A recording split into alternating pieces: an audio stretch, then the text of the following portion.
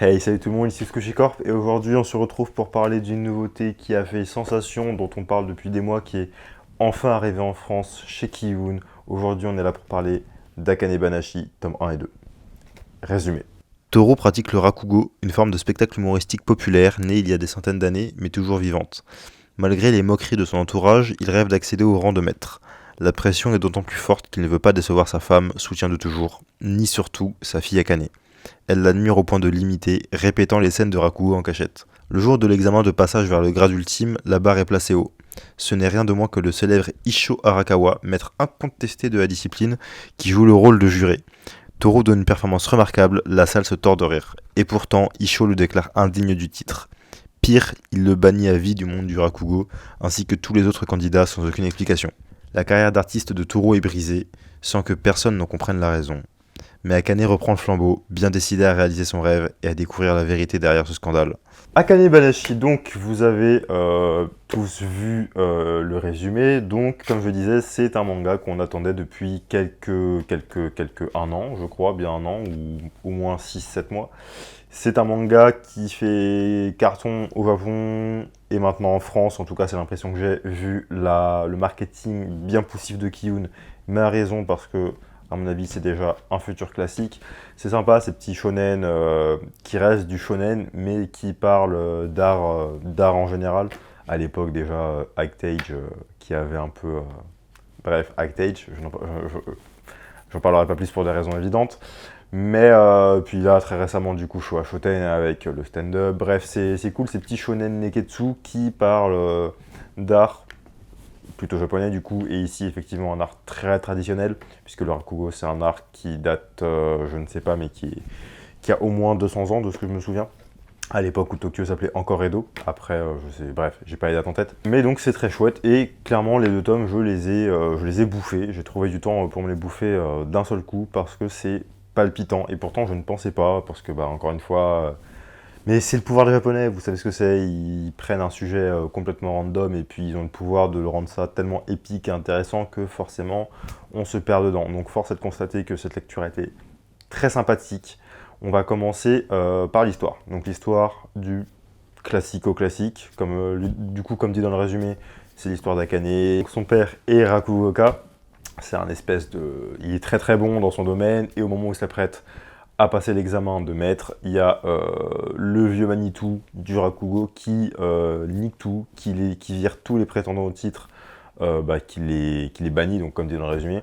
Et donc Akane, du haut de ses 8 ans, je crois qu'elle a au début, un truc comme ça, elle prend le seum, littéralement. Et donc elle décide de devenir Rakugoka en allant voir en fait le maître de son père, en cachette au début parce que bah, forcément elle veut pas trop que sa mère soit au courant parce que bah, c'est pas un métier très stable, hein, le métier d'artiste c'est jamais très stable. Donc du coup elle fait ça en cachette et on la retrouve au lycée, elle a 16 ou 17 ans, quelque chose comme ça. Et donc elle commence vraiment sa carrière maintenant, donc sa mère était déjà au courant bien évidemment depuis des années. Donc avec son maître, il se lance dans l'aventure pour devenir la plus grande Rakugoka, et elle, son but c'est de trouver le vieux là pour lui demander des explications de pourquoi t'as fait ça mon gars, on ne sait pas et on veut savoir. C'est un peu le point de narration qui va nous tenir jusqu'au bout, parce que là, au tome 2, il y a déjà un premier tournoi et la récompense c'est un entretien avec ce mec là, mais clairement elle va perdre, c'est évident, parce que tout au long de ces deux tomes, on rencontre des Rakugoka tous plus doués les uns que les autres. Les premiers étant ses condisciples, donc les autres disciples du maître chez qui elle est, j'ai oublié son nom, qui sont ses senpai et ses aniki, comme ils s'appellent entre eux, puisque c'est un peu une grande famille, tout ça, bref.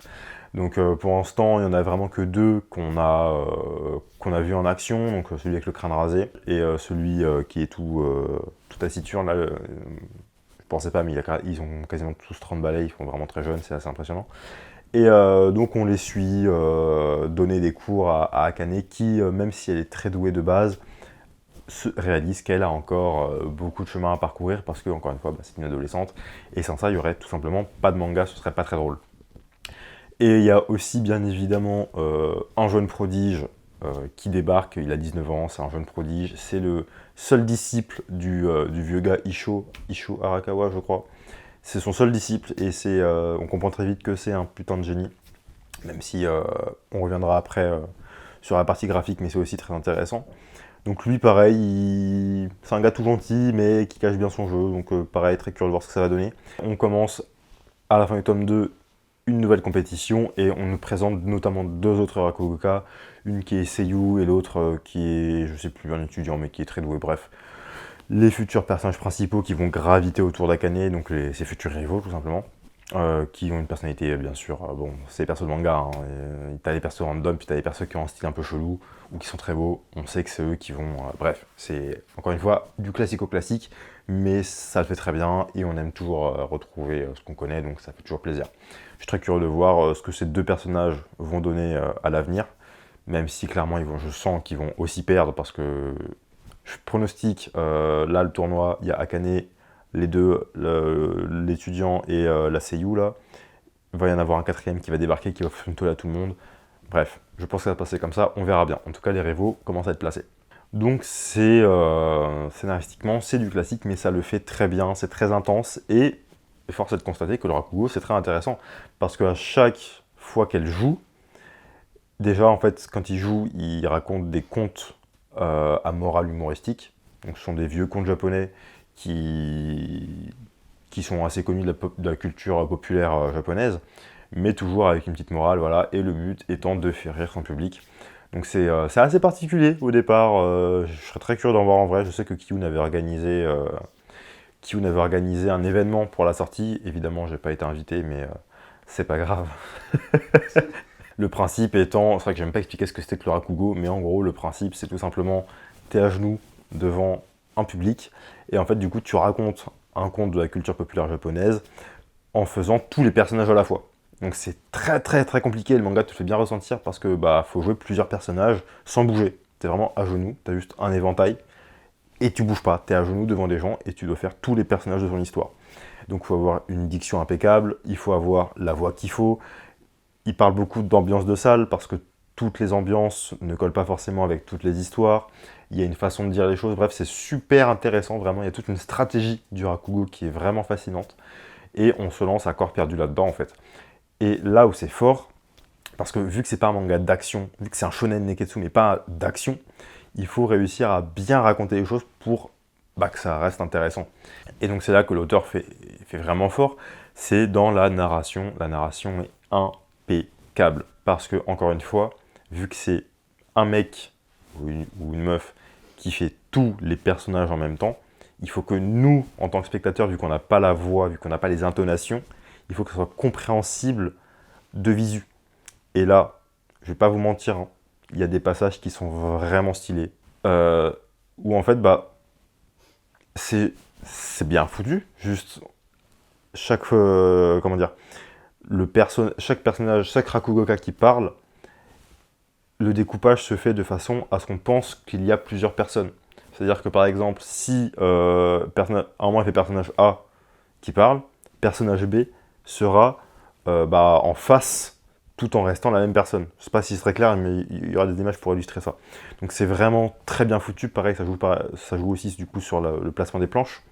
C'est-à-dire qu'à un moment, quand c'est des grandes envolées lyriques, j'ai envie de dire, c'est pas sur des cases que l'auteur fait ça, mais sur des planches, sur deux planches face à face. Donc encore une fois, dans le découpage, ça a dû être extrêmement précis et extrêmement galère, parce que le découpage de manga, c'est une vraie partie du boulot. Et ça rend foutrement bien. Pareil, les bulles, selon l'intention de la voix, la bulle est déformée, le langage peut changer. Donc encore une fois, c'est magnifiquement bien foutu. Et surtout, les expressions des personnages qui parlent, des Rakugoka, parce que vu que, encore une fois, nous, on n'a pas la voix, donc on ne sait pas s'ils changent de voix, à part les bulles qui donnent l'indication, il faut que les expressions faciales soient vraiment bien appuyées. Et là-dessus, ça marche bien. D'ailleurs, il y a même un petit côté Orekoshi. Ça ressemble, je sais pas comment dire ça, mais dans les rondeurs, ça ressemble un peu à du MHA. Donc je sais pas, c'est un truc qui m'a fait tiquer, c'est pas spécialement important. Mais du coup, c'est très expressif. C'est vraiment limite caricatural. Bon, encore une fois, c'est du manga, c'est tout le principe, vous allez me dire, bien sûr. Mais là, ça appuie vraiment sur la chose. Et donc, on comprend vraiment bien. Donc franchement, c'est très bien branlé. En plus, le dessin est plutôt cool. Il y a des planches qui claquent vraiment bien. Après, c'est pas pour l'instant très impressionnant dans la représentation graphique de l'exploit, dans le sens où par exemple P6, qui parlait de piano, j'avais fait une collègue dessus, n'hésitez pas à aller la voir bien sûr. P6 avait lui par exemple, ça métaphorisait la musique, du coup ça devenait grandiose, la musique devenait grandiose. Là c'est pas le but, en tout cas pas encore je pense, parce que pour l'instant Akane joue que dans des petits trucs, mais je pense qu'à l'avenir il y aura peut-être effectivement aussi une métaphorisation des émotions des spectateurs, et là ce sera très intéressant. Donc graphiquement pour moi c'est nickel, rien à redire, l'auteur a fait son taf, que ce soit dans le découpage, la mise en scène, le dessin, ça claque, ça a tout pour devenir un banger comme disent les jeunes, un futur classique. J'ai vraiment apprécié ma lecture, je suis très pressé de lire le tome 3 parce que le tome 2 se finit bien évidemment sur un cliffhanger. C'est pour ça que la sortie des 2 tomes a été simultanée, parce que le tome 1 est sympa, mais le tome 2 te donne vraiment envie de lire la suite. L'histoire met un peu de temps à s'installer quand même. Et donc ouais, c'est toujours intéressant aussi de découvrir un art qu'on ne connaissait pas en France. Parce que pour le coup, j'avoue que le rakugo, Flavien, je sais pas pour toi, mais moi c'est vraiment quelque chose qui... Moi, c'est juste avec voilà. l'animé Oui, que j'avais vu. voilà, il y a un animé obscur qui en a parlé une fois un jour. Mais donc là, c'est bien que ça remet un peu au goût du jour la chose, et peut-être même qu'au Japon, ça a remis au goût du jour le truc. Parce que je pense pas que ce soit quelque chose que les jeunes aillent vraiment voir régulièrement. Bah, tout simplement, par exemple, dans le manga, les spectateurs, c'est tout le temps que des yeux. Donc, voilà, je dis ça, peut-être que ça va avancer de mode au Japon, je ne sais pas. Avant de conclure, surtout, évidemment, n'hésitez pas pour nous soutenir à lâcher le pouce bleu, à vous abonner et à lâcher votre commentaire pour me donner votre avis sur ce manga qui, à mon avis, je pense, vous êtes tous d'accord, est vraiment bien. N'hésitez pas, bien sûr, aussi à nous suivre sur Instagram, c'est là que je fais les reviews des tomes de manga que j'ai déjà fait en collect, notamment Yukoni, Dandadan, Blue Box, Ronka Monohashi, j'en passe et des meilleurs. Donc c'est dans la description, n'hésitez pas à vous abonner si vous voulez avoir mon avis pour la suite. Et bien écoutez, sur ce, évidemment, je vous invite à lire Akane Banashi si ce n'est pas déjà fait, même si je pense que c'est fait parce que à l'heure où sortira cette vidéo, ça fera 2 semaines et à mon avis, les ventes sont plutôt bonnes. Kiyun a bien fait son marketing. Kiyun, n'hésitez pas à m'envoyer un colis presse pour la suite. Ok, j'arrête de gratter. J'arrête de gratter. Et bien écoutez, sur ce sera tout pour moi. C'est tout ce que Corp. À la revoyure.